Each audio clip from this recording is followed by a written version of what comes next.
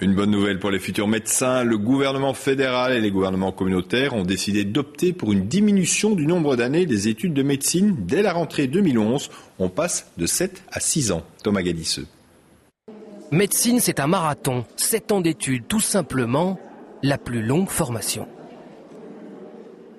Quand on voit toutes les autres études qui se font en 5 ans, oui, il y a un côté déprimant, un côté décourageant.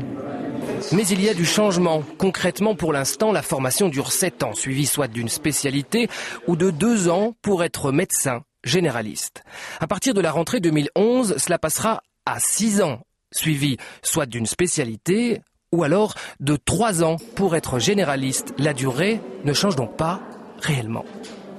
Cela va demander des glissements de matière de ce que l'on appelle le master maintenant, anciennement le doctorat, vers les bacs, ce qu'on appelait anciennement les candidatures.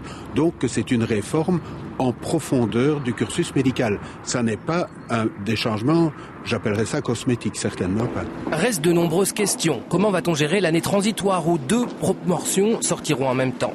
Côté étudiant, on se demande si raboter les études d'un an, ce n'est pas une étape pour mettre en place une année préparatoire pour réinstaurer une forme de numerus clausus.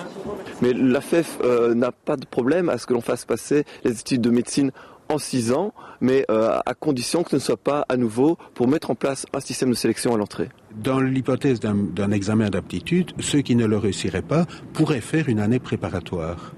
Mais instaurer une année préparatoire systématique, autant ne rien faire, puisqu'alors on est au même niveau que maintenant. Nous sommes à 7 ans. Les ministres concernés ne se sont pas encore exprimés. Laurette Onkeling, Jean-Claude Marcourt et Pascal Smet présenteront demain cet accord intervenu entre le fédéral et les communautés.